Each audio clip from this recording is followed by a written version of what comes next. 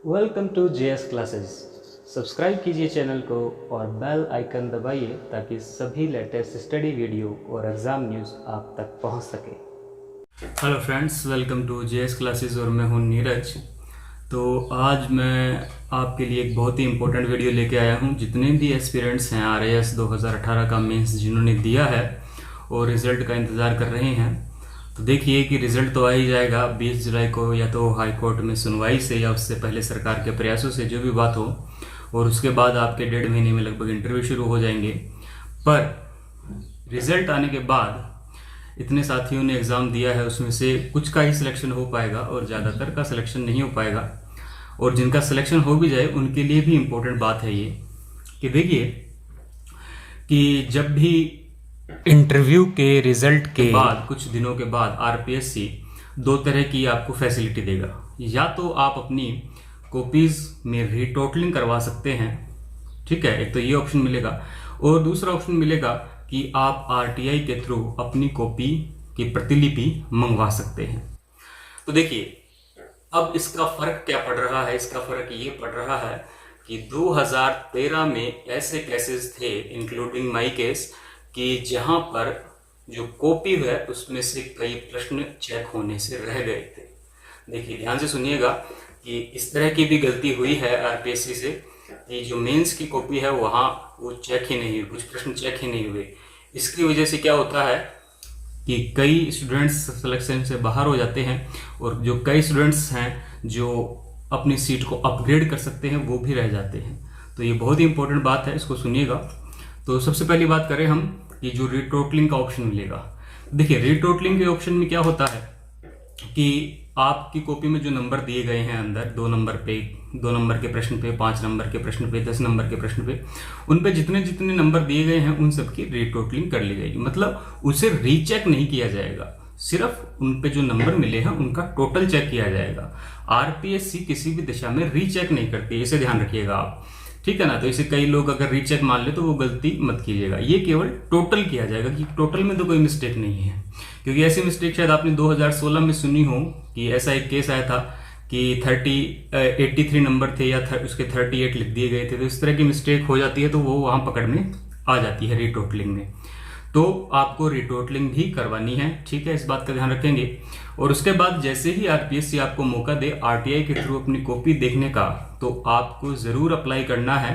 इसमें ज़्यादा खर्चा नहीं आता है। जैसे ही आएगा ये प्रोसेस मैं आपको ज़रूर बताऊंगा। आपको आरटीआई के थ्रू अपनी कॉपी निकलवानी है और कॉपी निकलवाने के बाद ये बात ध्यान में रखनी है कि आप अपनी कॉपी के हर पन्ने को ध्यान से देखिए, एक एक नंबर के प्रश्न को भी देखिए। जैसे हिंदी और इंग्लिश में ग्रामर के सवाल होते हैं एक एक नंबर के, वहां भी ध्यान से देखिए। मेरे इंग्लिश के पेपर में जो 2 नंबर के एक एक नंबर के प्रश्न थे ऑब्जेक्ट, तो वो चेक होने से रह गए थे, ठीक है। जो फिल इन द ब्लैंक्स वाले प्रश्न आते हैं जिनको दोबारा लिखना होता है वो चेक ही नहीं किए गए। एग्जामिनर ने पहले जो क्वेश्चन जांचा उसको छोड़ दिया, उसके बाद वाला क्वेश्चन जांचा और उसके बाद वो चला गया। तो जब मैंने अपनी कॉपी मंगवाई तो ये पॉइंट मेरी नज़र में आया। और मेरे ही नहीं, मेरे जो साथ के साथी हैं 4-5 जिनको तो मैं पर्सनली जानता हूं, उन सब के साथ भी ऐसे केस हुए हैं। किसी का कोई 10 नंबर वाला प्रश्न चेक नहीं हुआ, किसी का 5 नंबर वाला चेक नहीं हुआ, और सब ने इसमें हाई कोर्ट में अपील दायर की थी। और उसके बाद कॉपी चेक हुई थी और उसके बाद जो नंबर बढ़े थे तो रैंक इंक्रीज हुई थी। और ये जो बढ़ी हुई रैंक इंक्रीज होती है इसके साथ लिखा हुआ आता है डैश में ए। क्योंकि आरपीएससी जो लास्ट सिलेक्शन तक अपनी लिस्ट निकालती है, जैसे मान लीजिए कि 1000 की वैकेंसी में आपने 1000 पद दिए, तो इसके बाद कोई और नंबर बढ़वा के अंदर आ जाता है तो उसको कहाँ पे एडजस्ट करेंगे। तो उसके लिए सीटें तो पहले से ही होती है, क्योंकि यहाँ पे वेटिंग लिस्ट को भरा नहीं जाता। तो वहां पे उसकी रैंक के साथ वो किसी और रैंक पे आ जाता है। मान लीजिए वो पहले सिलेक्शन में नहीं आया और वो 700वीं रैंक पे आ जाता है नंबर बढ़ने के बाद, तो 700 रैंक तो पहले से ही किसी को अलॉट हो चुकी है, तो उसकी रैंक को लिखा जाएगा 700A, ठीक है। तो इस तरह से ये प्रोसेस किया जाता है। तो ये प्रोसेस आपको करना है, बहुत ही ध्यान से अपनी कॉपियां देखनी है, एक एक सवाल को चेक करना है। अब यहाँ पे दूसरा सवाल ये होता है कि कई बार आपको लगेगा कि आपने ये प्रश्न तो सही लिखा है, इसे काट दिया गया है या इस पे नंबर ही बहुत कम दिए गए हैं। तो ये डिफरेंट मैटर है। ये आप रीचेक की बात कर रहे हैं कि मैं इस प्रश्न को चैलेंज करना चाहता हूं कि ये गलत क्यों है, सही क्यों है, तो इसके बारे में अलग विषय है। पर मैं अभी फिलहाल इतनी बात कर रहा हूँ कि आपके हो सकता है कई प्रश्न ऐसे हों जो कि चेक ही ना किए गए हों, तो इन सभी बातों को आप ध्यान रखिए। मैं अगली वीडियो में आपको रिटर्न में दिखाऊंगा कि किस तरह से फिर हाई कोर्ट ने ऑर्डर दिया है कि उत्तर पुस्तिकाओं की जांच के बाद अभ्यर्थियों को जो मिली है और विभाग ने उनके लिए अलग से लिस्ट जारी की है। ठीक है, तो इन सभी का वीडियो मैं अगले नेक्स्ट डे या अगले जब भी टाइम मिलेगा मुझे बनाऊंगा। तो फिलहाल आप सभी को ये ध्यान रखना है, रिजल्ट आने के बाद आपको आरपीएससी जो भी फैसिलिटी दे रहा है कॉपियों के संबंध में वो आपको जरूर लेनी है, क्योंकि पिछले साल सुनने में आया था कि शायद आरटीआई के थ्रू कॉपी दिखाना बंद कर दिया जाए। तो हो सकता है कि अगर बंद हो जाएगा तो ये नहीं मिलेगी फैसिलिटी, पर अगर वो र्यूमर ही था तो कॉपियाँ कंटिन्यूसली दिखाई जाएंगी और आपको ज़रूर देखनी है।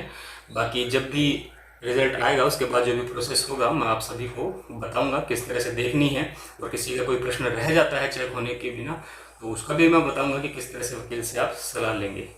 तो चलिए अगली वीडियो में आपको बताऊंगा कि किस तरह से रैंक इंक्रीज हुई है मेरे साथियों की ये नंबर बढ़ने के बाद।